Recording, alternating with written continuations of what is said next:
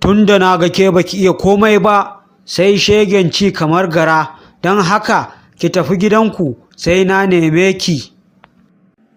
Haba ya kai mijina, laifin me ne maka haka da za ka ce in tafi gidanmu? Ki je gidanku, idan iyayenki suka koyar da ke abin da ya dace sai ki dawo.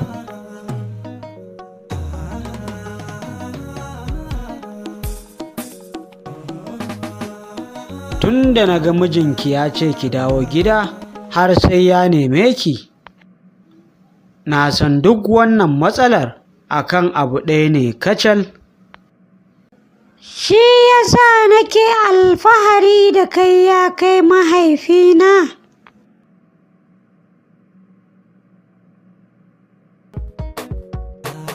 Matsalar kuwa ita ce rashin iya siffofin jima'i na rana-rana da baki yi ba. Bincike ya tabbatar cewa jima'i na da ɗanɗano fiye da kala 12 masu matuƙar santi da daɗi. Wani ɗanɗanon sai ka suma, wani shiɗewa, wani sai ka yi ihu, wani ƙara da sauransu. Amma da yawan mutane kala ɗaya suka ɗanɗana, saboda ba sa canza kwanciya ko kalar abincin da za su ci kafin gabatar da jima'i, da ranar da lokacin gabatarwa. Shin ranar mai zafi ce ko mai sanyi ce?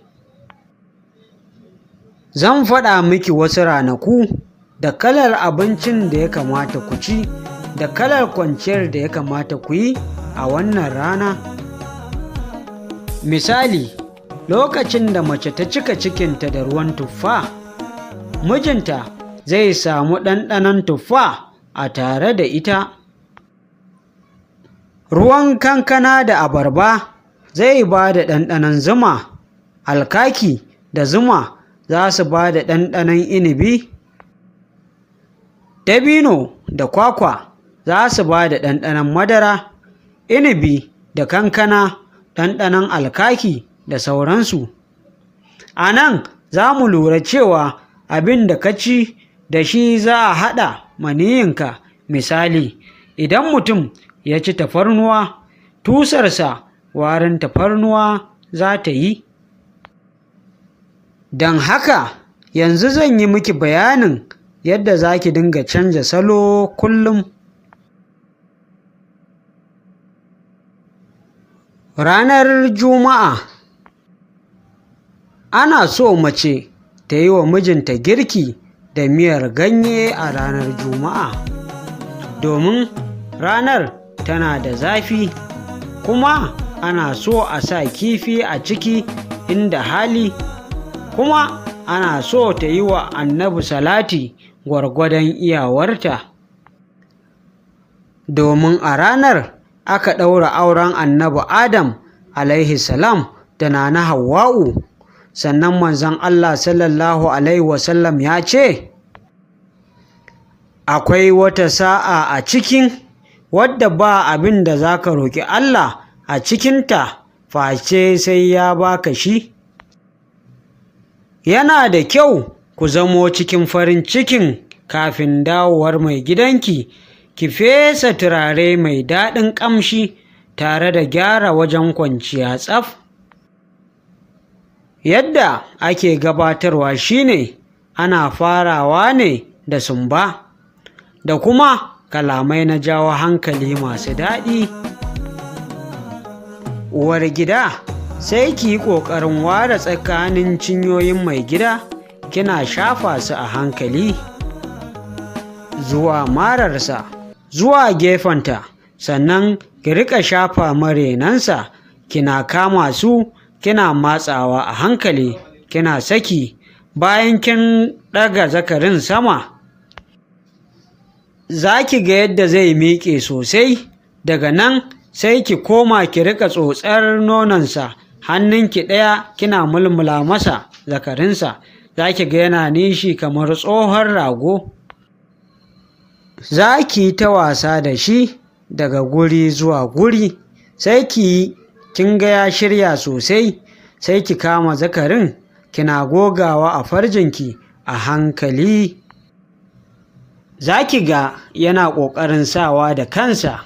Daga nan sai ki ɗaga ƙafarki sama, shi kuma sai ya zo ya shige ki, yana turawa yana jawowa haka har buƙatarku ta biya. Ya kai mai gida, idan buƙatarka ta biya kafin matarka ta biya tata, to kada ka ɗaga ta har sai ita ma ta biya tata, saboda rashin biyan tatan zai iya cutar da ita.